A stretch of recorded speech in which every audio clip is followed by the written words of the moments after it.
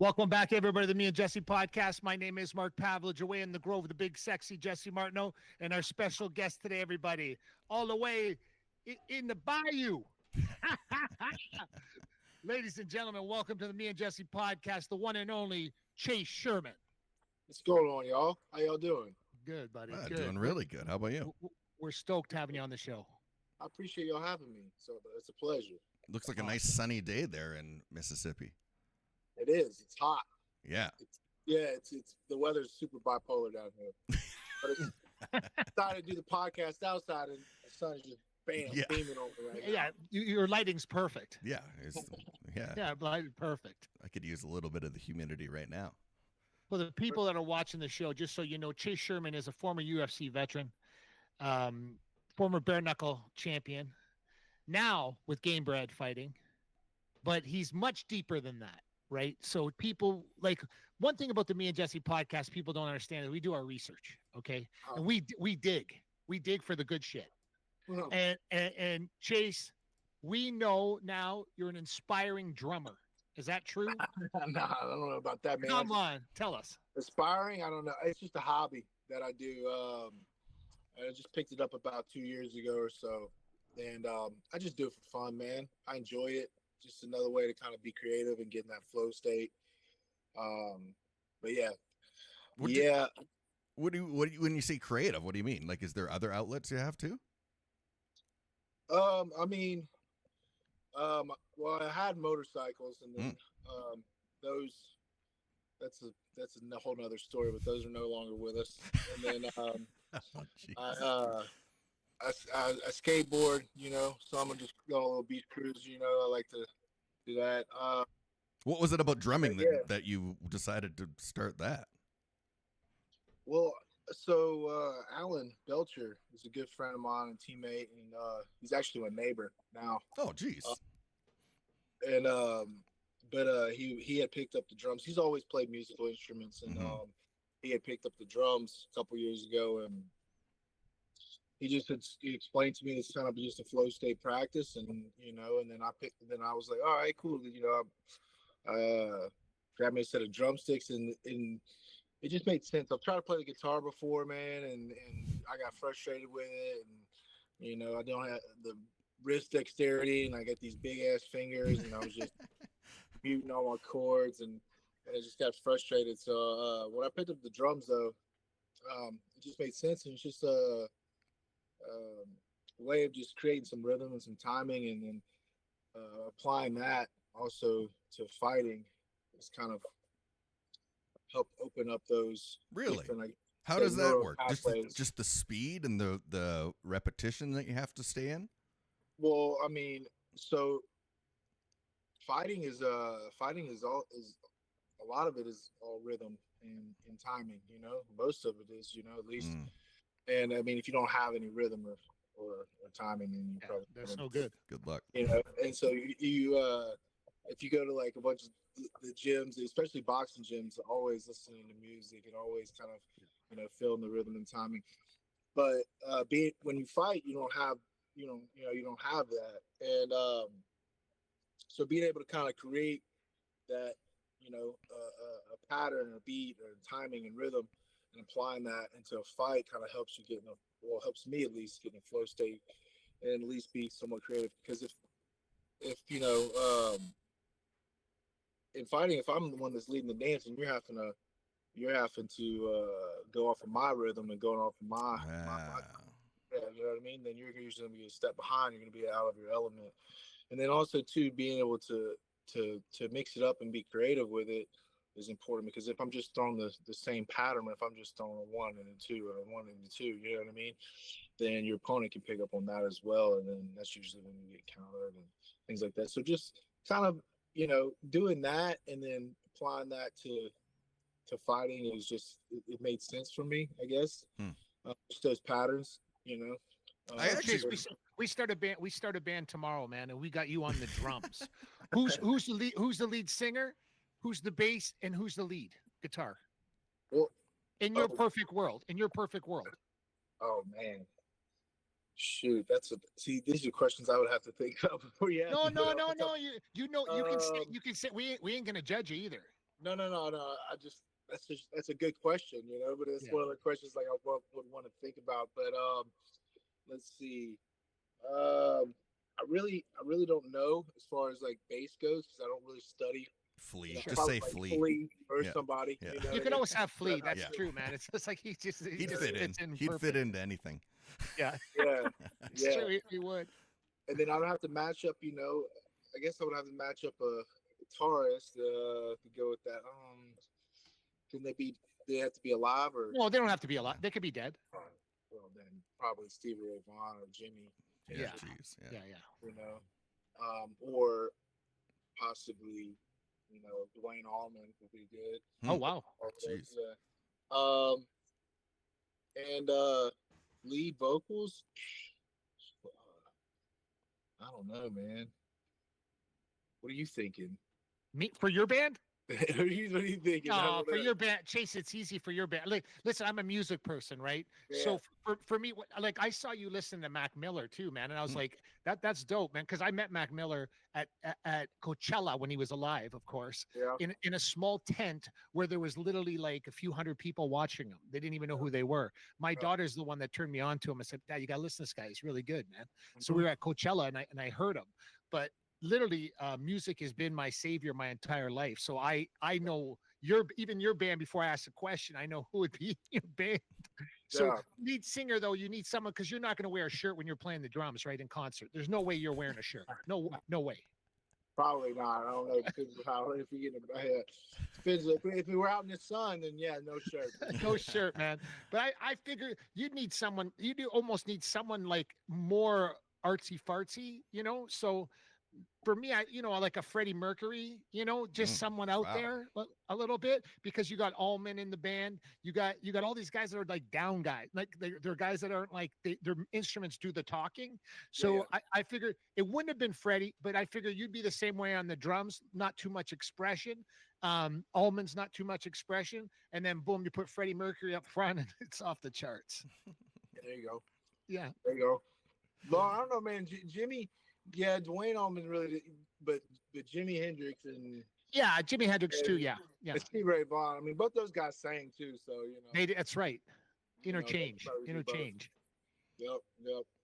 You know what's funny too? When I don't know if you know, but my background is MMA. I used to own the MFC in Canada for 16 years, and I trained 4 or 5 guys that fought in the UFC over the years.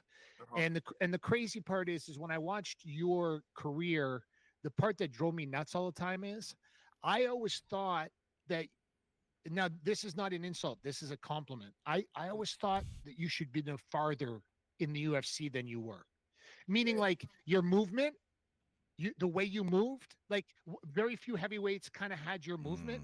You didn't, you never looked like a heavyweight to me. You look like a light heavyweight fighting at heavyweight, even sometimes a middleweight fighting at a heavyweight. And my question is, am I off by saying that, or do you see the same thing? Like, what was the part that didn't launch you over the top? Yeah, man. Yeah, that's something that I have to live with, Yeah, of course. For the rest of my life. So yeah, definitely think about that. But it's I don't know, man. I know I always had the tools. 100%. And I still think I do. I think I'm in my prime right now because the last 3 years I had spent down in South Florida with training full time with Henry Hoof and those guys at Killcliff. But so I think my skill set is much better than it was. But man, I think that was just it was a mental thing. It was it was for a lot of people. A lot of athletes go through this cognitive dissonance, almost like to where say for instance you're playing golf and you're normally a bogey golfer or something, and you and your buddies and you're coming on the back nine, and one of your friends says, hey man, you're shooting 3 under right now. Yeah, it's like the brain, I know where you're going, it goes, yeah, I gotta fuck this up. You start shanking them, you start slicing them, and it's this way of subconsciously kind of self-sabotaging yourself or not leaving. You know what I mean? Because I'm from a small town, small area. There's only the second guy ever in this whole state to make it to the UFC. And so I think, hearing all the noise and the chatter beforehand, talking, these guys are the best in the world, blah blah blah, this and that. You almost had a sense of, I almost had like I didn't belong. Yeah. You know what I mean? Yeah. Even though I had all the tools and the attributes and the discipline and the training and stuff like that. Do you have one more kick? Do you have one more kick of the can left at UFC? Man, if they would let me in, man, I would love to fight. No, because you're 30. I checked. You're only 35, right? Is that correct? Yeah. So you're only 35, right? And as a heavyweight, that really means like 31, 32, as we both know, right? As a heavyweight, 35 is 32 in other weight classes, meaning like, 35 is not old for a heavyweight. No. And I have this premonition, like it's weird. Like I see things in people that they don't see in themselves. That's my gift in life. Like I like, it's very weird. It was with my children, with people. I don't know if you remember Jason McDonald, the athlete. Yeah. I managed and trained him for 10 years. Uh-huh. And the crazy part about him is he called me on the phone one night and he says, Mark, I'm going to quit MMA. And I said, you should, man, before he was in the UFC. Uh-huh. And he was basically crying on the phone. And I said, this guy had the most athletic ability I've ever seen out of a human being. Mm-hmm. But it was his coconut that didn't work good, right? Yeah. So he said, Mark, will you train and manage me? I said, no, man. I said, you'll quit too easy on me, man. I just can't do it. All of a sudden, years pass, and he had like a 10-year career in the UFC. And the reason being is because I didn't show him how to armbar anybody better or how to knee someone better or whatever the case may be. The whole thing was his brain didn't work correctly. The second he believed that he belonged, and that was my job, And I remember when we fought Ed Herman, the first very fight he had in the UFC. We were backstage, and I told him, I said, "You imagine they're stupid enough to bring you in as the stepping stone for Ed Herman." Mm-hmm. And Ed's been on our show before, and he remembers the story. And I said, I used to tell Jason McDonald, I'm like, "Are you crazy? They have no idea what they did just now. Like you were going to kill this guy." And then we're going to call out this guy and this guy, and we're going to kill that guy, and we're going to kill that guy. And it was like playing a video game for me. And I think that you're in the same category as all the talent in the world, but you still have time. You do, Chase, 1,000,000%. You have time to write the ending of this story, because with your ability and your movement as a heavyweight, I almost think you can make some fights that you made hard comical. Because the way you move, man, it's like you're one of the few heavyweights on the planet in MMA that moves their head off the center line. You know what I'm saying? Like nobody has head movement in the heavyweight division, and everybody's throwing bricks, 250, 60-pound guys with 4-ounce gloves on. It's insane, but no one moves their head. You move your head. You move like a smaller guy. And I just think not be the case when I first, But yeah, that's right. Over the years, now you're doing it. I got good at my defense, and I've always had a good chin. Always had a really good chin. And so now, especially as I'm progressing towards, I'm 35, it's like my body doesn't want to do those movements as efficiently. And so I've learned the art of, defense. And so now it's just like, I don't have to create all these angles and things with my feet. It's like, I'll walk you down and I'll meet you in the pocket. I'll keep walking and I'll be a better athlete there. You know what I mean? Because I'll be able to, I'll slip and parry and block. And that's right. And I know you're never going to, like 90% of the heavyweights in the world, I don't think are going to be, you know what I mean? More, have a better reaction speed, better. Faster. And agile too. Yeah, your agility is off the charts. Yeah, I feel like if we're meeting in a firefight, and you know what I mean, in the pocket, it's like I'm going to win that battle 9 out of 10. And I have a chin in case I do get clipped. So yeah, it's the frustrating part about it is like I need to get. That's where I want to be back on the big stage.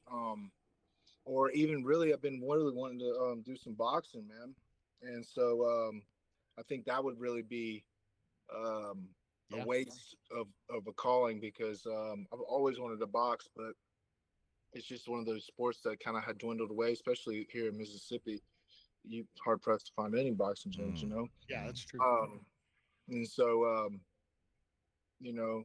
I feel like definitely, if we're going to match, and the only thing I got to worry about is your left hand and your right hand versus Yeah, a yeah. million other fucking variables.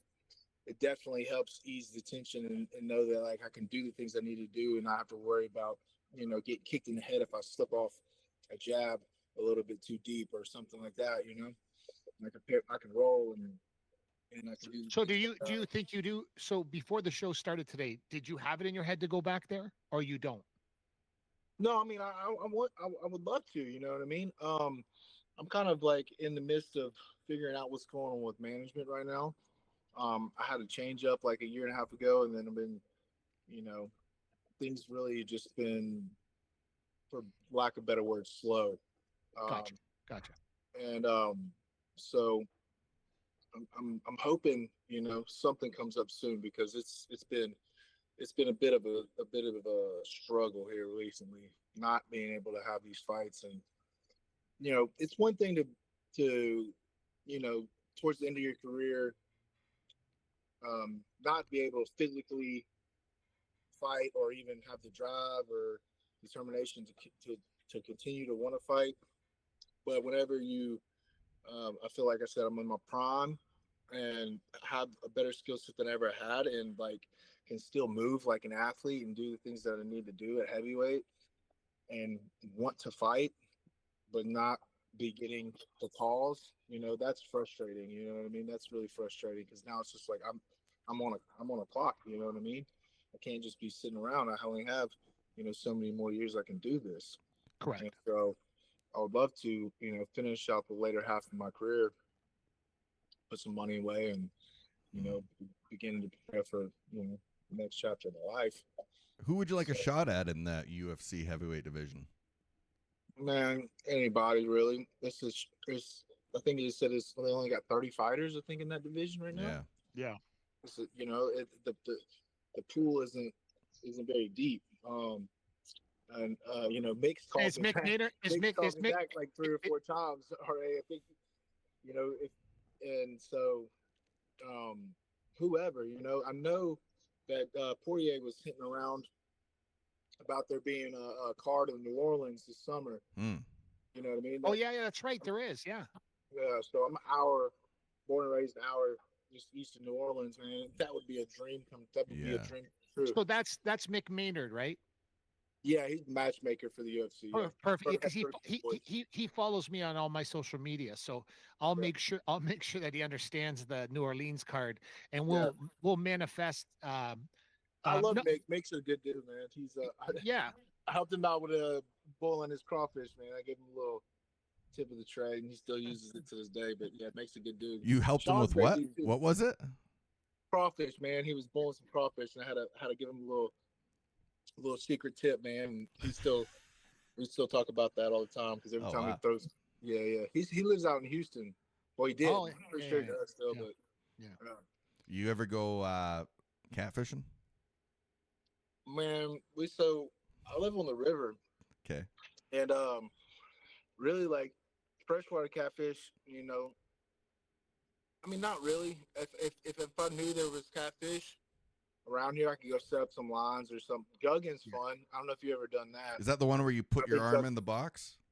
No, that's noodling. Oh, noodling. Yeah, that's noodling. Okay, Yeah, that's way different. Yeah. I don't do that shit. Okay. Too many alligators. Too many. Yeah. You gotta watch.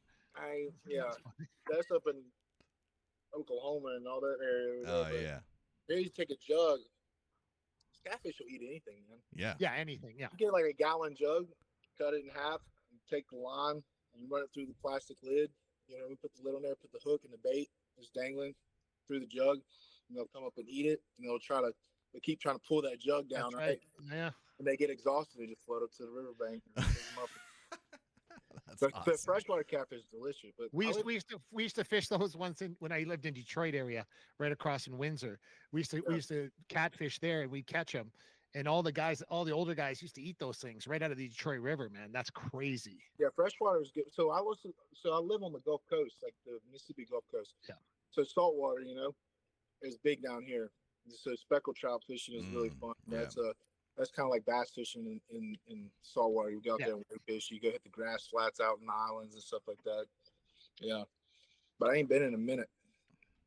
Well, but yeah, jeez. I was you're from Louisiana, so I figured that you had some sort of I'm from catfish related. Mississippi. Sorry, Mississippi. But Mississippi. right Sorry, yeah, about an hour east of yeah, New Orleans. right. But in That's the that great part area, about the states. That's the great part about the states. So, you know, like you're in Mississippi and you're an hour away from New Orleans. Yeah. And you know what I mean? Like Canada's not like we're in Canada, right? And it's just like you want to go anywhere else cool from here, it's 4-hour drive. You know what I mean? Like minimum. It's beautiful up there. I've heard it's really beautiful. Some good riding up there too. Yes. Yes. Oh, for motorcycling. Mm-hmm. Yeah. Yes. Yeah. We got a lot of road. Yeah. Yeah, you can't miss, man. It's like It wasn't like that in South Florida, man. It was crazy riding down there. It was fucking people they don't care. They will kill you over their ego. They will literally run you off the side of the road and not even look back. Jeez. I had a bird fly into my window today. Tell me this thing about you, and you have to explain it to me just a little bit about adult coloring books, and that was brought to my attention today, and can you explain that to me, please? Me? Yeah, adult coloring books. Oh man, I have a so I wouldn't say it was an adult, but I mean it's more like a Advanced, detailed, coloring book. You know what I mean? But when I moved to Florida, I was by myself. Well, I'm still by myself, but moving down there was really kind of this part of my life where I was trying to find out who I was, kind of get out on my own, go on that hero's journey, you know what I mean? But a big part of that was mental health and making sure my mind stayed sharp. And so I was doing different modalities and practices to kind of keep that. Drumming was one of them, but keep my mind sharp. So it's just like meditating, you know, reading a book, 10 pages of a book, you know, writing in a journal. And so I always enjoyed doing art. And so I got a book, a coloring book. And that's what this doing. Just awesome though. Yeah, it's fucking thing. And sometimes I'll just get in there and get lost. But yeah, exactly. So it's just a way to kind of, it's just a detail oriented thing. Like, you know, a lot of the monks, as a mindful practice, you know, they do the martial arts and then they'll clean. They're very diligent. Yeah, that's right. And so, like, when you're doing a task where you happen to be you don't just rush through it, right? You're detail oriented when you're doing a task, and it helps put you in the present moment, and you become more mindful, and you get out of your head. And so, yeah, I have a coloring book, but I really haven't picked it up in a minute. Me and my son was coloring a couple of nights ago, but that's about it. You've mentioned I got this guard dome I got to paint here. Oh. So guard dome. That's my next project. But yeah, that's awesome. That's great. You've mentioned anything that's kind of that's in that creative aspect. You're into it. That's what is martial arts. I mean, it's art. Totally. It's a way of kind of expressing yourself, and it's a way of telling your truth. And so anything in that realm I enjoy, whether it's sorry, my neighbors are pulling up, but anything in that realm I enjoy doing, you know, creating is, I mean, I feel like that's the godlike thing in all of us is creating. That's why I see the difference between you and other people though, Chase. I see that you are a martial artist, and most people that are MMA fighters are not martial artists. They fight, they throw a 1-2, they step straight back all the time. You know, like there's nothing creative. There's no art to what they're doing. You actually are a legitimate martial artist. Yeah. And that's almost like cheating in MMA to me now, because there's only a very select few guys that are, and you can basically count them on one or two hands. Yeah, it's just a lifestyle really too, you know. Learning to adapt to that, and it's not even necessarily how well you fight, but it's more or less how you live in your life. You know what I mean? How you apply your training and the philosophy behind fighting to life, and being disciplined and just being creative, or being stoic in your approach to a lot of different things. And that's kind of how I haven't always been that way. When I first came into fighting, I was just full of piss and vinegar and was athletic and finished playing football. And I don't know what's going on there, but They probably think I'm on the phone or something.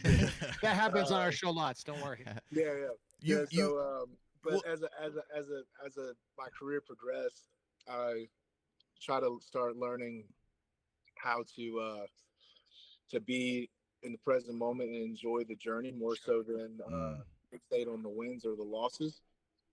And that, along with that, came really becoming a martial artist. Do your neighbors know that you're Chase Sherman or no? Yeah, Alan's my neighbor. Oh, I mean your other neighbor. Your other neighbor. That's the other side of my house is the street. So somebody was just driving. Oh, okay. So Alan, so you next door neighbors with Alan, and he's still rolling with fighting, and he's still going, and yeah, he's in GFL. He just signed with GFL, so he's supposed to be having a fight coming up sometime soon. So what has been your relationship with him when it's come to the mental side of fighting? So I mean, I've known Alan since I was 16. Wow. I got when he first got signed to the UFC, and I was working at this little fitness gym, and he had asked if I wanted to go do wind sprints with him outside one day, and I was like, yeah, man, so that's where I first met Alan. But when we're speaking on more of the mental side of things and the philosophy behind that, I would say probably probably around 4 or 5 years ago, right when I had just moved to South Florida, me and Alan and then a couple other teammates and just close friends, within our circle, we're kind of going through the same, trials and tribulations of life in the same phase. And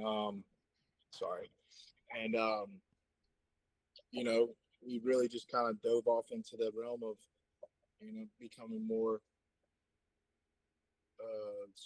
I guess. Oh, we lost him there. 1 sec. You can. All right, we're back. He had to go inside. It was too hot out there in Mississippi. But we were talking about, look, you and Alan Belcher are friends, and we're talking about,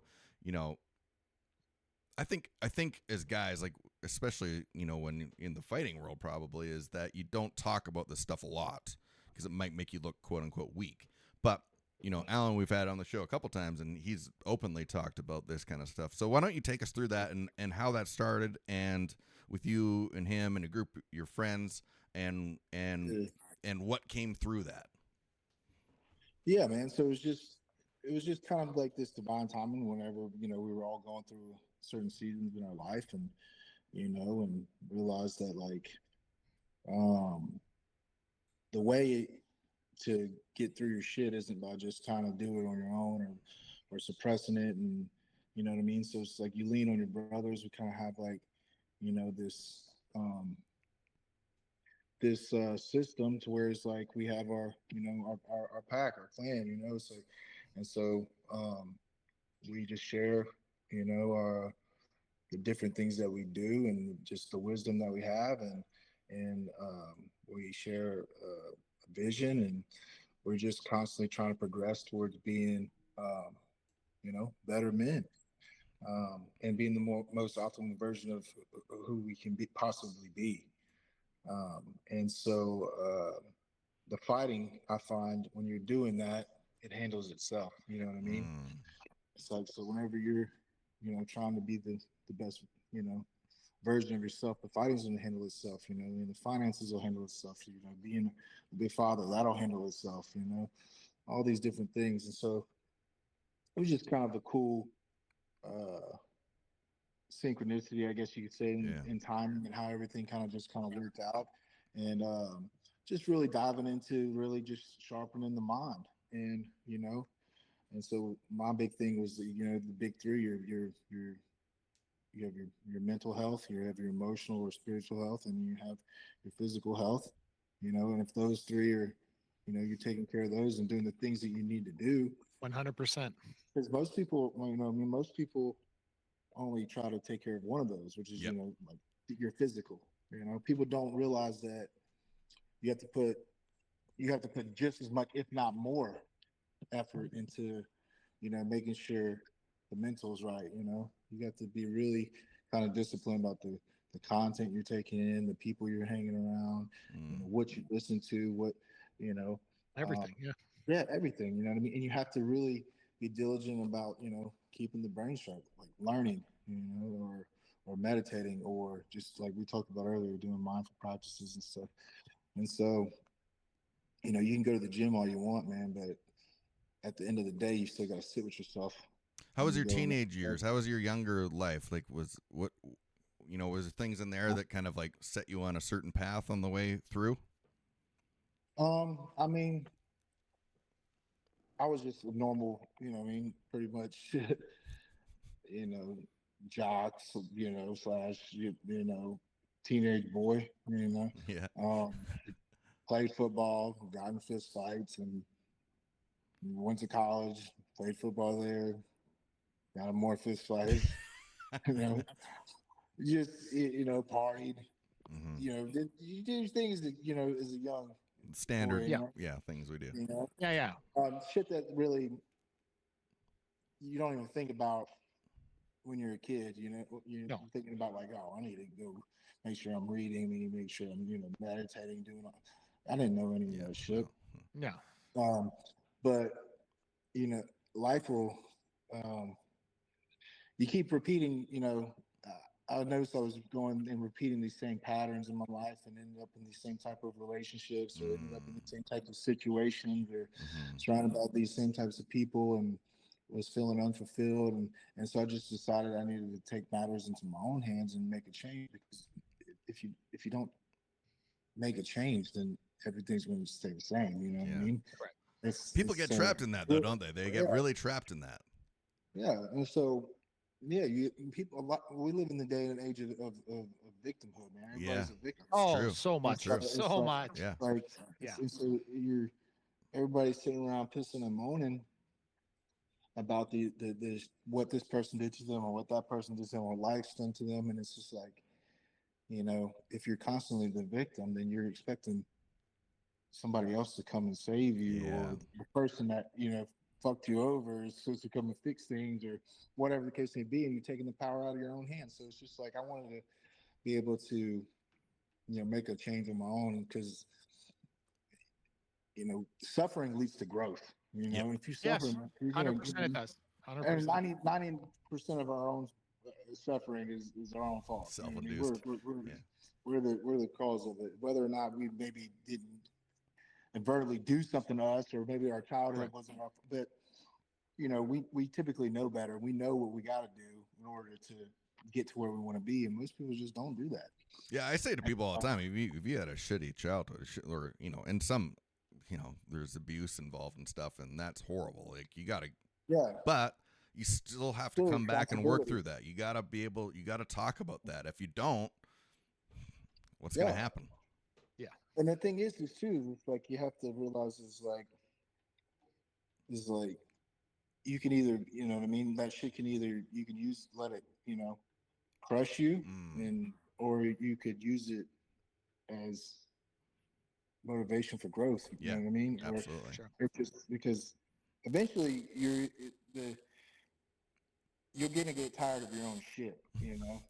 I still, to this day, I find myself slowly creeping into habits that, you know what I mean, aren't necessarily good for you. And it's not like something that would be detrimental if you did it like a day or two or whatever, whether it's like, okay, today I'm not gonna go do my 10 minutes of meditation, or tomorrow I'm just gonna eat this fucking, you know, McDonald's today, or what, and you slowly start to slip. You know what I mean? Yeah. But so I go through those times, but it's like pulling yourself back out of that before it gets too fucking shitty is real key. And just staying diligent on it about it, you know. And all that kind of progresses towards my career and fighting as well. I don't know, man. Life's funny. It's interesting, you know, for sure. And I think we live in some pretty strange times. We sure do. We do. And so you got to be really kind of being self-aware is super important. And just being your authentic self as well, you know. So that's just kind of where we're at. Is it a little like down there, you guys got like a whole crew of guys, because I see it on Instagram and I see it on Belcher stuff too, right? And everybody's cold plunging, everybody's there at the same time. And is that like, how many guys are part of that whole crew of yours down there? I'd say in that group we've got about like 10 guys or so. You Yeah. know what I mean? Yeah. And they're not all fighters. You know what I mean? They're not, eh? No. No. We got about like 3 or 4 fighters that actually fight. But it's just a good group of men and that hold each other accountable.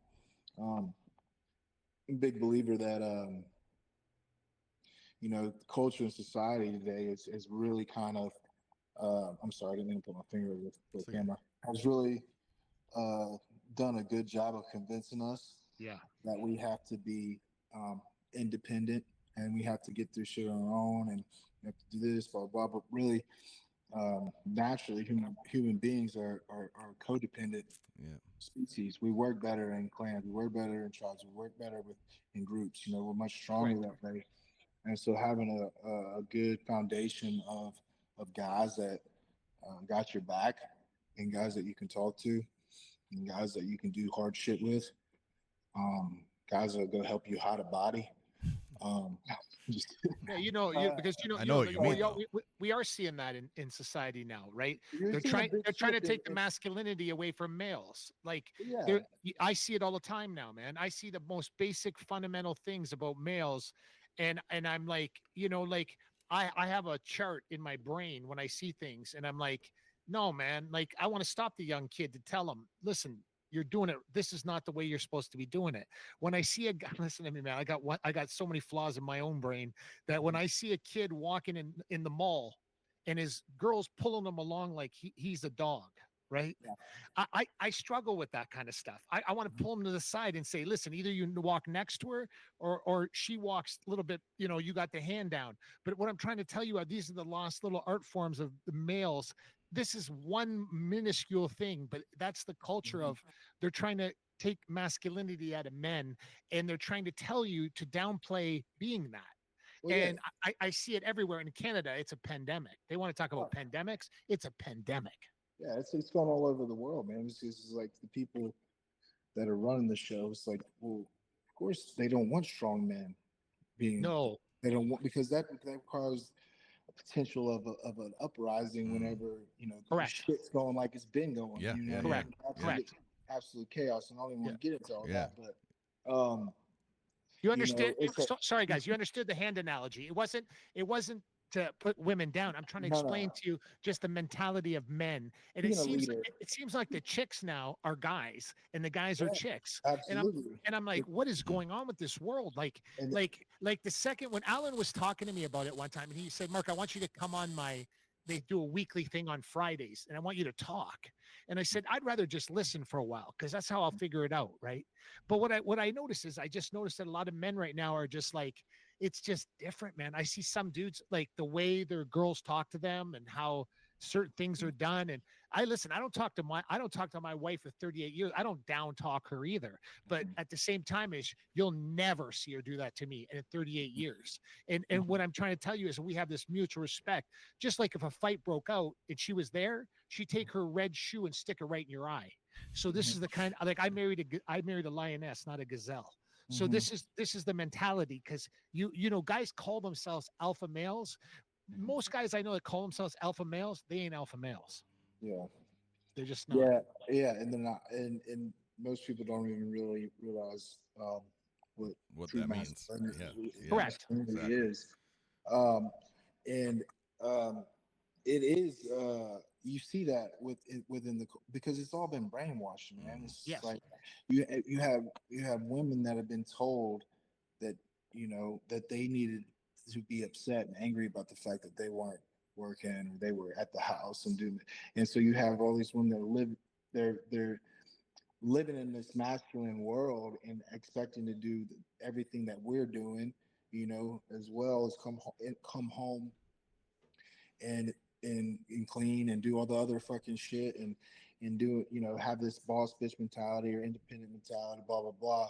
And it's just like and then you have on the opposite side of that men who are becoming more feminine, because it's like, well, what is the other option? Is like, you Hmm. know what I mean? Those are two different types of those. The masculine and feminine are supposed to mesh together. It's not Mm-hmm. supposed to be masculine and masculine. Right. So Correct. it's like in order to even Correct. want to like, even if we're not even looking at it on a spiritual level, but looking at it more on like a biological reproductive type of level, it's like men are becoming more feminine because it's like if you want to mate, if you want, you're gonna have to, you know what I mean, meet Mm. the needs of society and culture by Interesting. those standards, you know what I mean? Yeah. And so like in everybody's fucking miserable. Men are either killing themselves or they're Mm.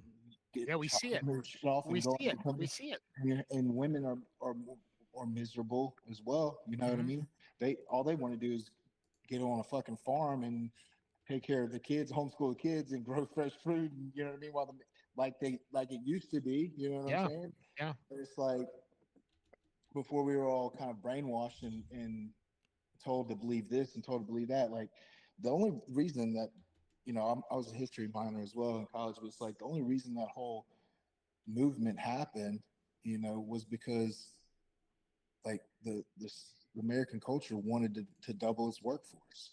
So Yes. now it's like That's let's right. convince That's them to right. be upset about not working. It's Yeah. like now we just got more labor.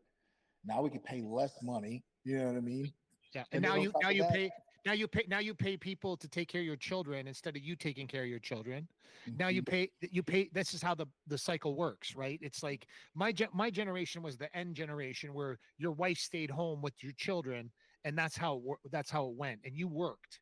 mhm, And my wife didn't even think like not for 1 second like, "Oh, I need to work too." No, no, I told her, you don't work no more. You take mhm. care of the kid." She's like, "Of course." And that's how it was. But Yeah, you talk like that today, and they think you blasphemy. yeah, you blast like you're degrading women. Ask my Mhm, wife if she's degraded in any way. She'll tell you she's not. You know what I mean? mhm, Mm. Because but that's the mentality though of people. They think, oh, the second that you we're putting this together as a team to go forward. You know, mhm. my wife never said to me, "Oh, hey, honey, you're working too hard, honey. You're working." No, she brought me a sandwich. Let's go, honey. Let's pick it up. Let's roll. Like, Yeah, she was my cheerleader. She yeah. wasn't telling me, "Oh, you're working too much. What are you Mhm. doing?" No, she made me a sandwich and we kept going. That's Yeah, how it was. yeah, man. So that was like that's a big thing, man. It's like having a partner that's got your back like that, and that's something I really Correct. had in my career, and that's really like it's. If you're a fighter coming up, I'll tell you this right now, man. It's like if you're not with somebody that's gonna bring you peace and help you believe in yourself Yep. and want I you to totally succeed, agree. it's like it's not you're like it's not gonna work. It's Nope. not. Mm. It's just like they will like the wrong people, the wrong partner will plant seeds Oh, in your head, and they will just make your life a living fucking hell. I've seen it. Where you know what I mean? Like you going out and training and fighting every day, and then you got to come home to a house that's a battlefield too. It's just like Makes it's no sense. exhausting, Yeah. you know. Yeah. But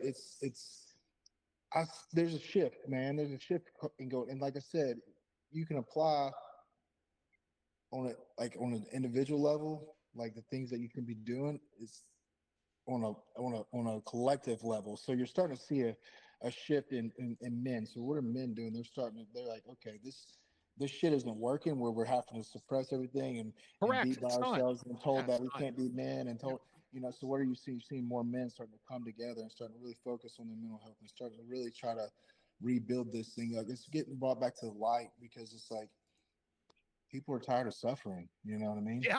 People are tired of suffering, and it's just like the one thing that we can't do is just I say this all the time is like point fingers.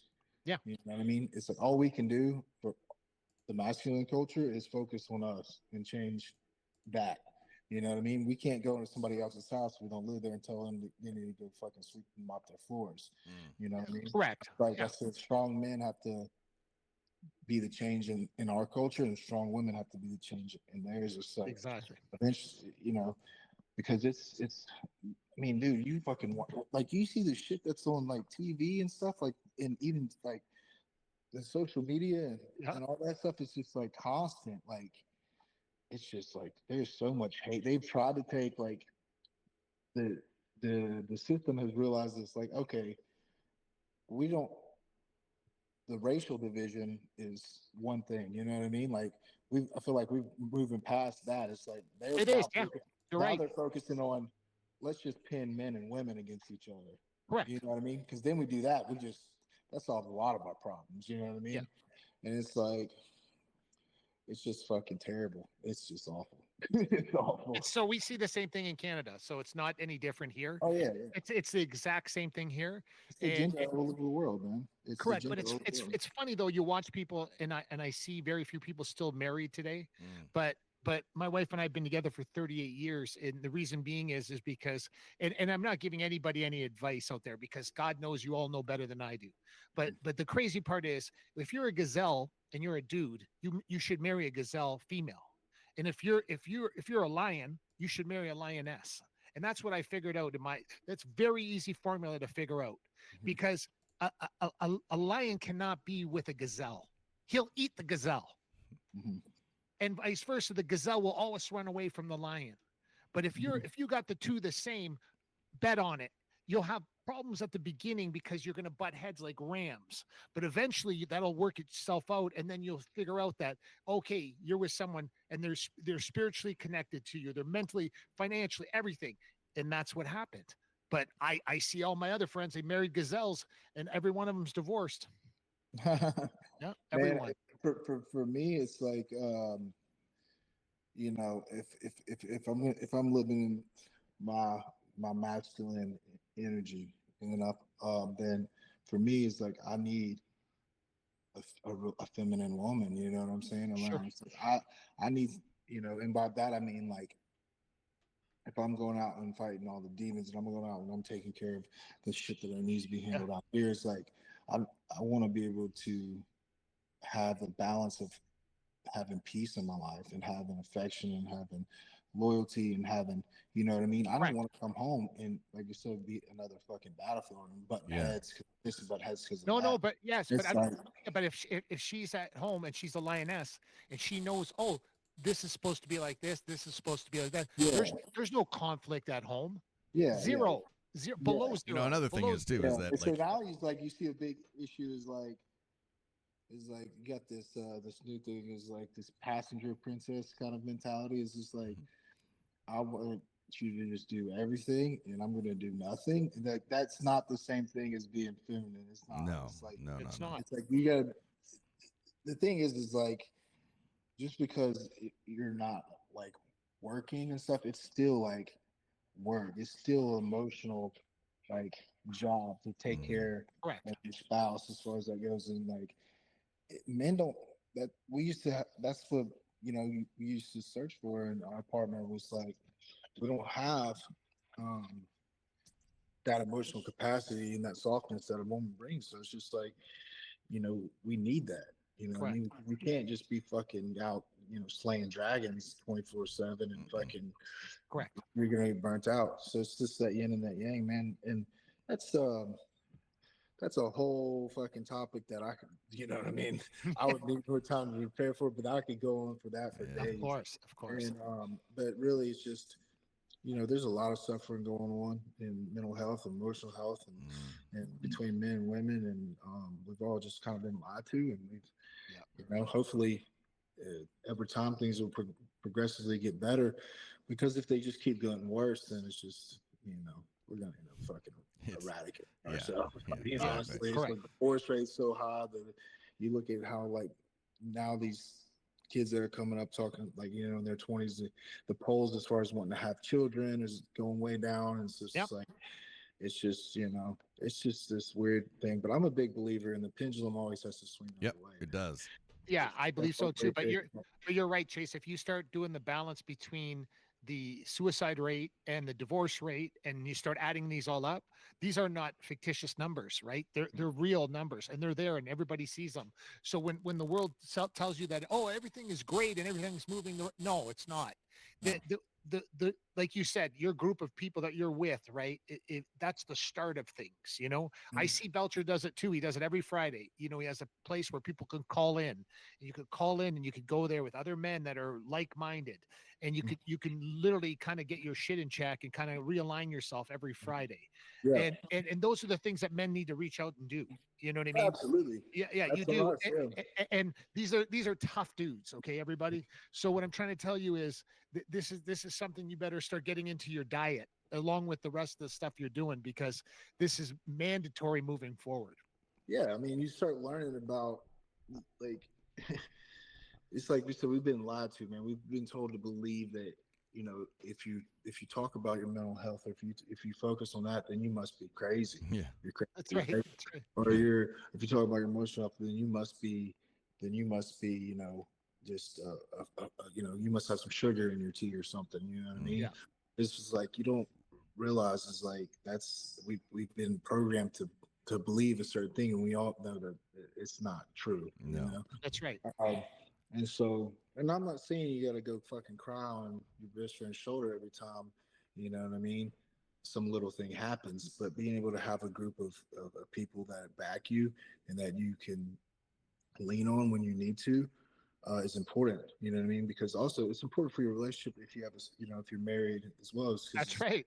It's like your woman don't want to hear all that shit all the time either, too. No, no. Correct. In order for a woman to respect you, like she's got to know that she's got to feel safe in a way that knows that like you're not gonna fucking drop the ball when shit gets hard. You know? That's right. That's right. So you got to have a group of strong men with the same vision around you. You know, and it's good to have. And I've kind of always been that way. I've always tried to keep my friends close. You know, throughout my life, because I realize it's important. So often you see as you get older, progress through life, those relationships start to dwindle. People get married and this and that, and it's just like, so what? You're married. That means you can't leave the fucking house and pick up the phone and Correct. Yeah. You know what I mean? Like it's a cultural thing, man, and it's It just totally like, is. we've lost touch with that. It's like we become we've almost like neutered ourselves, Correct. literally and Correct. metaphorically. Correct. You know what I mean? Yes. And 100%. and it's got to change in a way that it's healthy, because if it's not, then we're just going to be in the same fucking boat that we were in before. You know what I mean? Absolutely. Also, we're really paying for the sins of our forefathers before us, because the way that, you know, they had treated women, or the way that society had, you know what I mean? It's just like it got to a point to where it was just like, Yes. okay, now we're dealing with the backlash of it. Yep.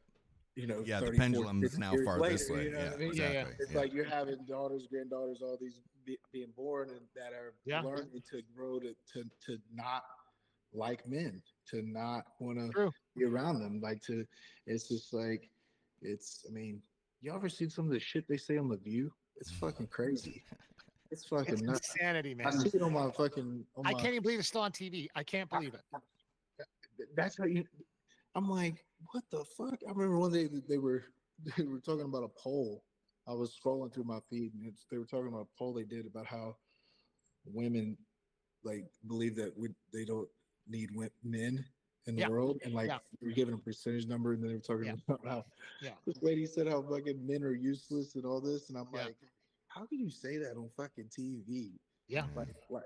Like if you had said that about a particular race or you'd be crucified. religion, but because you're generalizing it with. Do you know what the trick is, though? We can't believe it. We can't believe it. So when they talk like this, when these idiots on The View talk the way they talk, and these other people too as well, we can't believe it as men. We can't. And and I want other men that watch this show to understand that too. Don't believe that garbage. Okay. Don't walk around with your head down. Don't walk around like you're doing something wrong when you're not. And that's what they're trying to do. They're trying to trick your brain like you're doing something incorrect when you're not. Well, and that's the thing. Don't believe it.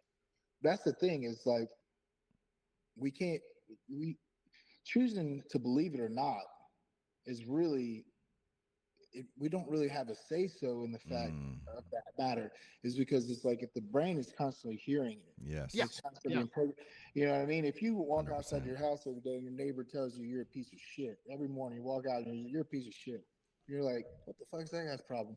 But after probably about a year of it, any kind of like little slip up or mishap you have, or a moment of weakness or where you're technically, you know what I mean, you're gonna be like that voice can play. Am I really a piece It's of shit? Am yeah. I really? Yeah, but what about You know this? what I It's mean? the same thing when you're born in a different country. You grow up speaking that language. Where But what just the you content are you take in is really yes. what You're you a read, product what of you what you listen put to, in. exactly. It's why you don't hang around people to do this and do that. Look, they know how to control and manipulate the masses. Yeah. These Yeah. motherfuckers don't even try to even they don't even work online No, to not people. anymore. They don't No. even care to lie hard enough to. Back in the days, like you really had to go like searching for shit. Like 9/11 happened, you really had to like do your Yeah. information to see if Yeah. you're That's right. right. Now it's just like, there's people just like blatantly, oh, he killed himself. Like Epstein just hung himself, and the cameras weren't working. Blah Yeah. blah blah. People are just like, oh, okay, whatever, going about their Yeah. business today. They say believe what they read. It's like you get programmed and you don't even realize it. That's why I say you got to be really, really diligent and being really disciplined about your mental health and being aware of it, because you're talking about on a mass scale. Even if I don't watch the news anymore since Mm, Me neither. 2020, I don't really, no. Me you neither. know what I mean. And I cut it out of my life, and I cut a lot of other things out of my life. But a majority of people aren't like that. So these people are constantly getting programmed, and Yeah. the collective is just like it's so lost, man. It's like what is like people will like tell me all the time, like you're different. You're not what would say like the average way of thinking. You know what I mean? And I'm like, that's good Yeah. because I'm looking at Perfect. society and culture as a whole, and like I see the shit that's going on. I don't want to be anything like y'all Yeah. motherfuckers Yeah. Yeah. at No. all. You 100%. know? And so I feel like I'm just a little bit ahead of the curve. So, these are things that over time are gonna I feel like the culture is gonna start to make a shift, and you've Yeah. seen a lot of it in the masculine, and that's the way it's got to be, because we have to be the leaders. You know what I mean? Correct. We have to lead by example. You can't keep Mm-hmm. pointing the finger and say, hey, you need Exactly. to do this, or you need to do this different, or you need to be more feminine. That's not how it works. No. We need to be more we need to we need to raise the bar for ourselves and our Yes. I families for agree. ourselves. You know what I mean? We need to Yeah. start giving attention to all the fucking shit that we give attention to. You know what I mean? Right. It's like there's a reason like all these girls are making as much money as they want to on fucking OnlyFans and doing all this other shit. That's Like, right. why wouldn't they? Why Mm-hmm. wouldn't they? Yeah. Just 'cause, Yeah. Can't weak fault men them get for in there trying. just Yeah. like Exactly. so. There's a Our bigger culture has to problem. make a change. You know what I mean? Yep. Before anything else, and so man, I could talk about that shit That's all so day. true. That's a great analogy. The last one. You're right. If you want to change that, it's the men that need to change. Yep. Yeah. 100%. So Yeah. all we can do is what we can do. You know Yep. what I mean? Yeah. Yeah. No, Yeah. I like that. That's So- gonna stick on. That's gonna stick on me big time. That one. yeah. Well, So Chase, I want to thank you so much for spending so much time with us tonight. And I mean, obviously, we had you on because we knew that you're not what you just said. Your brain's different than other people's. So that's part of the thing too. Like, I mean, it's this. You've allowed something to examine your heart and get to the real baseline of it. just suffering, bro. This is how it is. It's like Yeah. Yeah. life is like you get, like I say, you get tired of your own shit, man. It's eventually you just like, all right, something's got to change. Yeah. How You know about what I mean? is Game Bread still going? As far as I know, man, I haven't heard from here recently. So I don't know what's going on. Like I said, I got to deal with this management and figure out what direction we're taking that in. Um, I would love to fight if anybody knows any guys that match me with some boxing, even MMA fights. Like I just, I would be down to get back into BKFC, but I think Dave Feldman's still mad at me. Why would So, he be mad? Why would he be mad? man, because back in the day, We have if I'm gonna fix shit, we gotta know. I gotta know the reasons. You know what I'm saying? Like, well, so the promotion was just getting off the ground, man, and there That's was, they were paying better than anybody else That's right. had up besides the UFC, but there was just a few things that had happened with some payment issues, you know what I mean, back in the beginning, and I kind of had said some shit, and was like, "Hey, man, give me my fucking money." Yeah, exactly. of course. Yeah. And Of course. And now they've risen up. Now they've risen up. yeah, and so like, and so it's just like I think you're still kind of upset about that. Maybe we can fix that. You know what's funny Yeah, part? You know but what's funny? I mean, what else am I supposed to do? You know what I mean? As a man and as a fighter, it's just like, Of course. and it's like I'm sorry that you took it that way, but it's like I'm trying to get my money just like everybody else is. Just Yeah, like everybody, man, just like a guy that's roofing your house. He needs yeah. his money.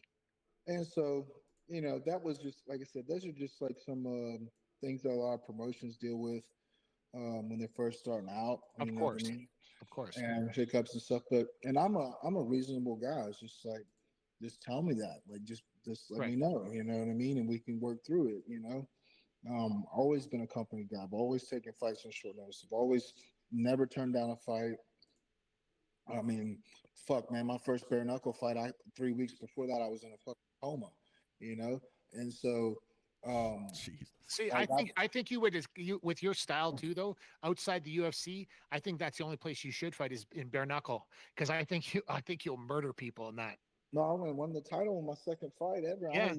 I mean, I That's right. I dog walked him. I was in the fire academy at the time, and you know what I mean. I wasn't, it's just it's something that, like I said, throwing hands is like how we fought around here. Yeah, yeah. You know what I mean? If we get in a fight after school or wherever, That's what it was. If it went to the ground, everybody was standing y'all back up. Stand up. Yeah, fighting with and so that's how You know what's funny? You know what's funny balance. when I advertise it, when we're advertising this episode, I find something very funny about men in general, and I find something very funny about other athletes.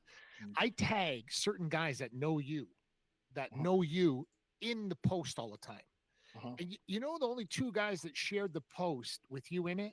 Chris Camozzi and Alan Belcher. So to me, that means something.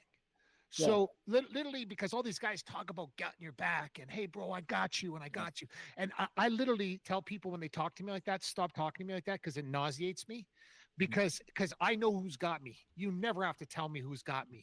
But when Alan Belcher shares it and Chris Camozzi shares it, they share it because you're on the show. You know what I mean? On their stories. But other guys I put on there, they don't share it, man. They're just like, nah, they're just not going to share it. Yeah. And to me, that's disturbing. I don't care about me. Don't share for me. Share for Chase. You know what I mean? People, that's the thing, man. Is like people, they want you to do good. They just never want you to do better than them. That's so true. And it's like, true. And it's like, why would you not want? Like for me, is when I was coming up, is like, I want my whole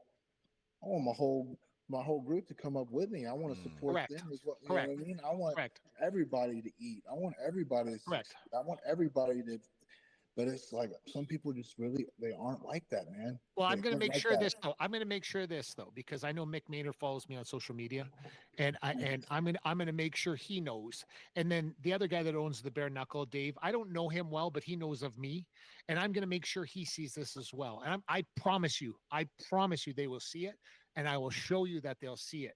But I want them to see it because I still think there's a happy ending to your fighting career. And I listen, trust me, I never want you to ever think that I had anything to do with it, because I don't. Because my whole life, I'm the Rodney Dangerfield of MMA. So I don't care if anybody ever, but when I know something, I know something. Yeah. And so I know that you at 35 years old, with the way you still move, bare knuckle, you can make a ton of dough in still. And you can make a bank still in UFC. And I don't, no offense to Game Bread, but I don't see any consistency to it. And same with GFL, the new show that just came out. I don't see that being a long-term kind of thing either. So because I know the game, right? And I know the people that own the shows. So what I'm trying to tell you is we have two options. We have bare knuckle and we have UFC. And I might do some boxing too now. I really think just boxing in general, man. I mean, I know it would take a bit to get boxing so hard to get into. That's the problem.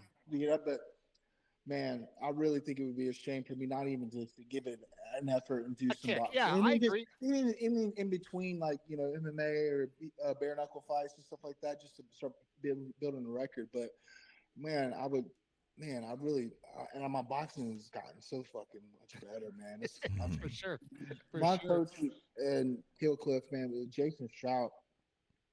Man, the way he coaches and trains, like I just fit the mold of what he teaches and Right. how he Easy. Yeah. boxes. Yeah. Yeah. And it's just like it just makes sense for me now. Now it's like I'm getting to be more creative with the boxing with my hands, and because I've learned the fundamentals and learned the basics and learned the, you know what I mean. I've had to rewire all that, and they did a good job of that down there. And yeah, man, man, I would love to do all that, you know. Yeah. Um, That's my so, vision, Chase. So you're on the Me and Jesse podcast. You know when Cyril Gann was on, you know Cyril Gann? mm-hmm. He Not was on our personally, but yeah. he was on our show, you know, Uh-huh. and he was like, "Oh, I want to fight for the heavyweight title," you know, and I'm like, "Don't worry, bro, it's gonna happen because I'm gonna tag everybody that needs to be tagged in to make sure that and I have an obsessive gene in my brain, so when I have a goal, usually I can fixate on the goal and it usually happens. Yeah. So when I see your movement, Dave will call Dave, the guy from Bare Knuckle. I don't know him, but he knows of me. But I'm gonna because I know you can make some bank in Bare Knuckle right now. I think I could go out there and definitely even compete for the title right now. Right away. Absolutely. Right away. And I would love to be, I would love to be like a company man for those guys. I feel like it just really, I mean, bare knuckle fighting, the first ever combat sports title, which was bare knuckle, was won right here in Biloxi, Mississippi, where I'm from. And then I won it the same belt that John O'Sullivan won. That's right. I won it like 130 years later, sitting over there in my entertainment center. Crazy. And it's just like it's something about it. It makes sense. It does. But you know, in fighting in New Orleans, man, I would with UFC. Oh my God, That'd be awesome. you know, just I mean, pay for my meals and give me, you know what I mean, my hotel. Yeah. I'll fucking do that shit for free. No, you ain't doing nothing for free. No, you ain't doing shit for free. No, we ain't talking like that. We ain't talking like that. Scratch that out.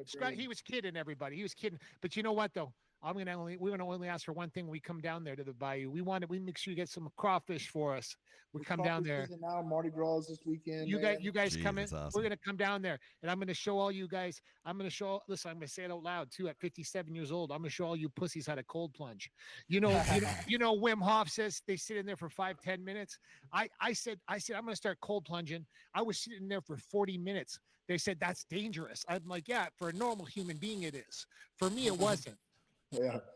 40 minutes. Well, 40 minutes in ice. You might be doing a little bit more damage than good though. But but it's okay. When you're I love the cold too. I'm a fan of the cold. It works on me. Yeah. For my brain, I couldn't believe how it put my brain, like it shifted me. I couldn't believe it. And you know what else works too for me? Long distance hiking. Mm-hmm. So you go long distance hiking, listen to music. And I'm not talking about 5. I'm talking about 20 kilometers and stuff like that. Where you go so far that you're not sure you can make it back. Yeah. That's the kind of hiking I like doing. And even at my age. And it's like these are the things that kind of get my brain rolling in the right direction. And it's like when we come down to Mississippi, and maybe even New Orleans, Jesse. We go to New Orleans for the UFC if you fight in it, but not before. We would never go if you don't fight. Yeah, man. I'm a big believer in that, man. It's either you choose your suffering or your suffering's going to choose you. Yeah, you know? Correct. So Correct. Do the hard things, you know what I mean? Yep. Absolutely. That you want to do, or whenever the hard things get presented to you in life, you're going to fold. You know what I mean? You're going to be stressed out. You're going to have anxiety. You're right. You're going to have depression. So it's just like hard in the mind because the mind doesn't know anything other than what it's being, you know what I mean? It's like, oh, this is something hard and they're doing it. Let me palace myself. You know what I mean? It's just the repetitions of doing something difficult. So whenever something else difficult approaches, it knows how to kind of be stoic in that approach. Correct. It doesn't seem so difficult either after a while. Yeah, man. But it was good talking to y'all. We can do this all day, man. But Part 2, Chase Sherman coming this summer, everybody. Chase Sherman this summer. maybe after his UFC fight or his bare knuckle return. That'd be Listen, awesome. everybody Let's do it. listening. Okay. Yeah. Well, thanks so much for joining us. And again, like, great conversation. Yeah, we could do this all day, but Yeah, man. Yeah. For sure. For Thanks. sure. We'll do it again Yeah, I soon. encourage y'all, man, to get a group started up there Yeah. with y'all.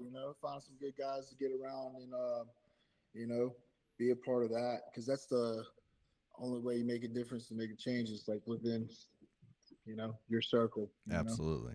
Absolutely. Y'all take care. You too. Okay, Thanks so brother. much for Thank you so joining much, us. Jay. Hey, tonight. wait, I need to know who said something about my coloring book, man. Well, it's Belcher. Oh, he did. I didn't know. Come on, All right, man. cool. Come on. That's my only connection down there. All right, y'all be easy. All right, man. Thanks so much, Chase Sherman, for joining us tonight. Good guy. Fantastic guest. You Yeah. know, they're all down there eating crawfish and doing all this stuff down there. And literally they're in the bayou, everybody. They're in Biloxi, Mississippi. So it's a good bunch of guys down there with Belcher and Chase Sherman. And, you want to do a fight camp, go down there with those guys. Yeah, You'll have a great jeez. time. Yeah, that'd be awesome. Maybe even learn how to play the drums. Start a band. Why Don't not? forget our great sponsors, everybody at Crystal Glass, your clear choice for all your glass needs. Call 310 Glass or go to crystalglass.ca today. Your clear choice for all your glass needs.